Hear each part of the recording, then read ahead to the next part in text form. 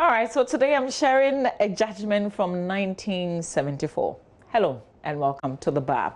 This week I'm sharing with you a judgment involving a husband and a wife. Well, they were legally married but separated. The wife made a claim to all 3 houses acquired during the marriage. She claimed that although her name and that of the husband appear on the title, which is the ownership document of the property as joint owners, all the houses were wholly hers. She asked the court to restrain the husband, his servants and agents from interfering with her interests. But how did they get here? Husband and wife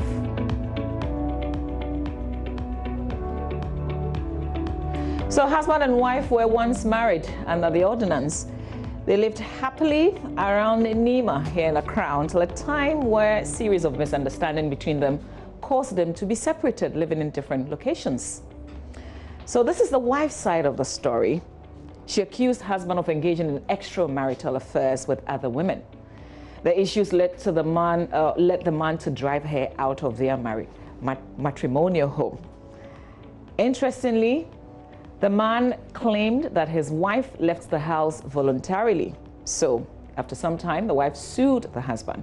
She wanted the court to declare that the matrimonial home in which they lived together with 2 other houses were solely hers and not in co-ownership with the husband. According to the wife, she single-handedly provided the money for the acquisition of the land without the financial support of the husband. Here are some observations that I made. The court described the woman as an astute and successful market woman who combined the work of a housewife and a trader.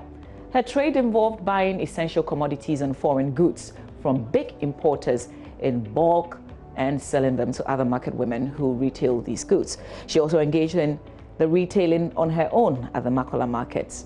The husband, on the other side, was engaged in a full-time employment as a clerk at the Public Works Department as a constable.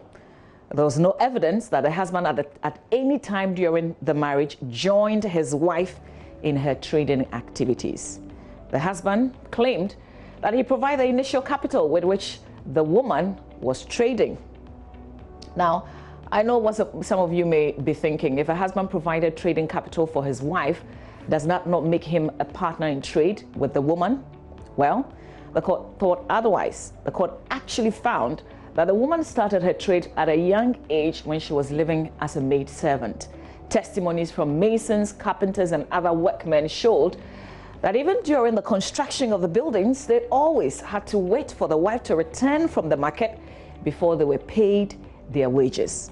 Also, the husband's salary at the time was found to be insufficient to purchase land at the time and pay for the construction of the buildings. So, although the names of the wife and husband were found on the title, the ownership document, the court held that insofar as the acquisition of the said properties was solely financed by the wife, she was the sole owner, and that the husband does not have the right to deal with the properties in any way.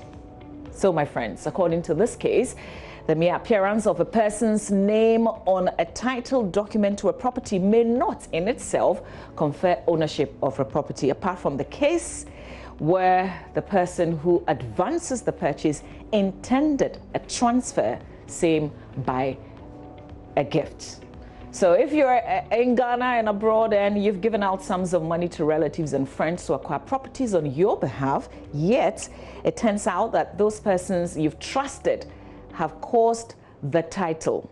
They have diverted the ownership into their own names. The message this morning is that all is not lost. There are legal remedies available to you. So have hope in the legal system.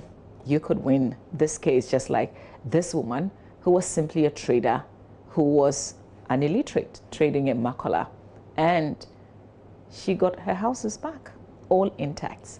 That's it for the bar. Watch out for what we'll discuss next on the bar. But up next here on the AM show, we've got a conversation with the Ghana Education Service. We've put a post on Facebook. If you haven't reached us yet, you might want to check out that post and make your comments known. They're calling for strategies. Should the president lift the restrictions and schools have to be back, will you allow your child to go to the classroom? how would you think they would be safe? What kind of strategies will you come up with? It's our conversation. So join us. That's coming up right after this.